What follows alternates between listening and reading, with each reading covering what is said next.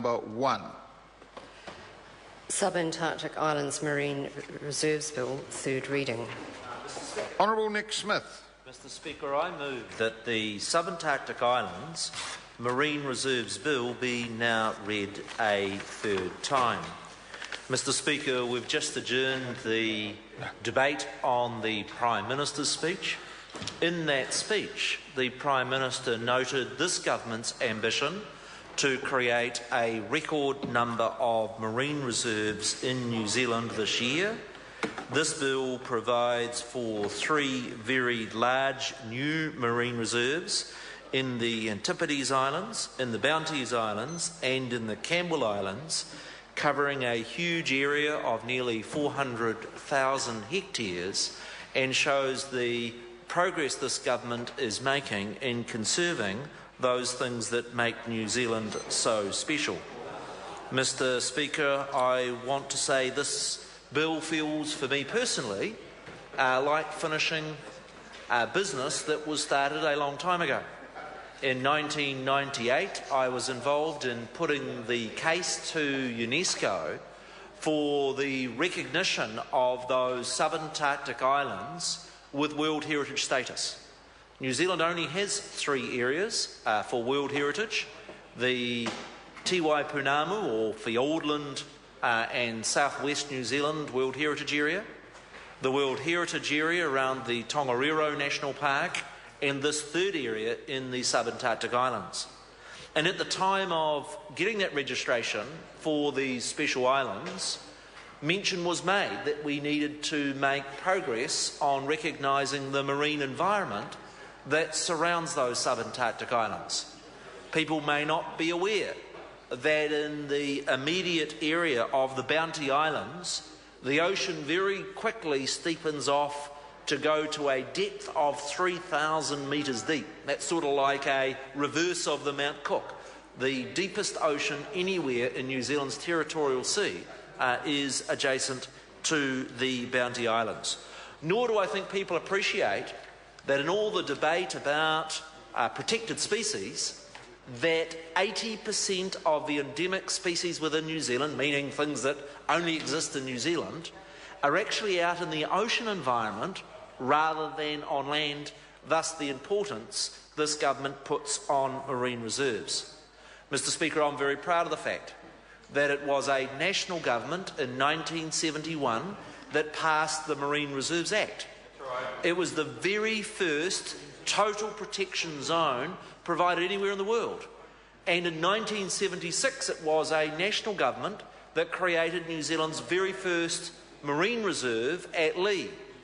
In the intervening period, 34 marine reserves have been created around New Zealand, most of them by national governments, and it is truly ambitious when the Prime Minister has set out a schedule, 34 marine reserves in over 40 years, and we are looking to create 10 more marine reserves in this very year, showing just the sort of progress that this government is making in a balanced way around our marine environment.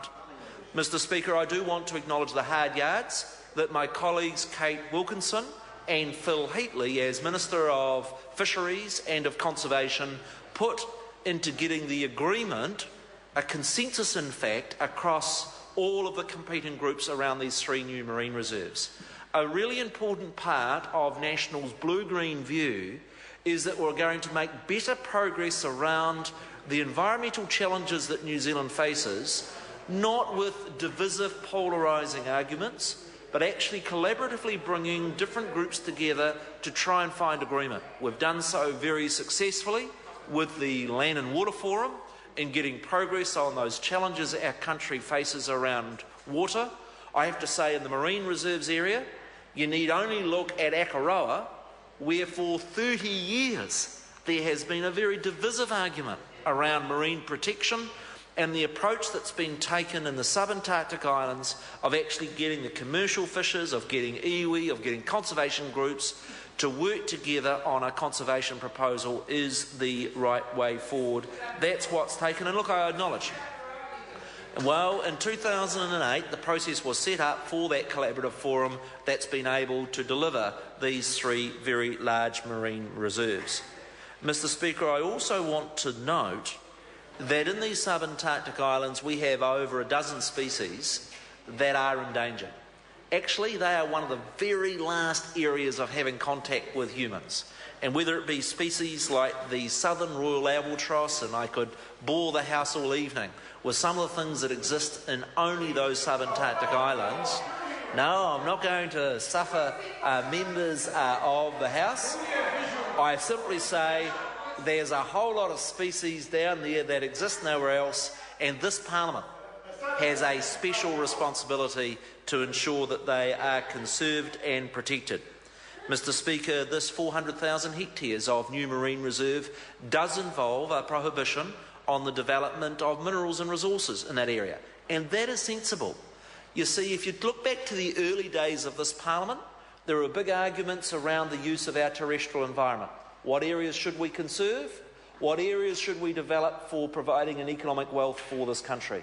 Actually, the debate this century is going to be about the use of the ocean environment and how should we do so there. And again, this national government takes a very balanced view. There are economic resources in that ocean environment. It would be economically foolhardy for us to say that we are going to lock up and have no development economically of that huge ocean area that New Zealand has. But we equally say that we do need to protect some areas, that we do need, just as on land we have no-go areas, equally in the ocean environment we need to have no-go areas, and this Marine Reserves Bill in the Subantarctic Islands is about saying about 400,000 hectares of ocean are no-go areas. Mr. Speaker, there is a special tweak in this bill in respect of enforcement. We'd all know the Subantarctic Islands, you and the Chair more than any, that the Subantarctic Islands is a long way away and that there aren't too many dock officials down there to be able to enforce a marine reserve. And so this bill provides for our naval officers to be able to have the powers of our dock rangers to be able to ensure that these provisions are enforced. I'd also note in this bill that we are making provision for a review. I commend the Select Committee, so ably led by Nicky Wagner, for the changes that were made to the bill that said, hang on a sec, let's bring that review forward, let's make it a tighter review. There is speculation about the potential of a crab fishery in one of the areas. There's provision in this bill for that reserve to be expanded, but on a tighter time frame, and that too is to be commended. So, Mr. Speaker, this is a good bill. I want to acknowledge the support of all of the parties in the House for this legislation and for this additional marine protection. This is a very special, albeit very remote, part of New Zealand. It's entirely appropriate after the World Heritage status was acquired in 1998 for us now to be taking statutory steps to protect the marine environment around these three islands. I want to stress it's part of a government's broader program of expanding marine reserves, and I've set the target that we might be able to achieve a record number of marine reserves in this year, and these three will be a good first and big start. I also want to note the challenges that members have given for reform of the Marine Reserves Act. That is the ambition of this government. We have got work going there. We'll have more to say in that space. Our ambition is that just as on the terrestrial environment, New Zealand is a world leader in the responsible way in which we use our ocean environment. That does involve setting aside areas as no takes. Mr. Speaker, these three new large marine reserves are a conservation initiative of which all New Zealanders can take pride in. Question is that the motion be agreed to. Point of order. A point of order, Tim McIndoe. Mr. Speaker, the House has made excellent progress in this first week back, and we have just a few minutes until the scheduled adjournment. So with the agreement of the opposition parties, whom I acknowledge with thanks, I seek leave for the House now to rise. Leave is sought for that purpose. Is there anyone opposed to that course of action? There is no opposition. Leave is granted. So, the debate is interrupted and set down for resumption next sitting day, and the House will stand adjourned until 2 p.m. on Tuesday the 11th of February in the year of our Lord 2014. May you all have a very good weekend.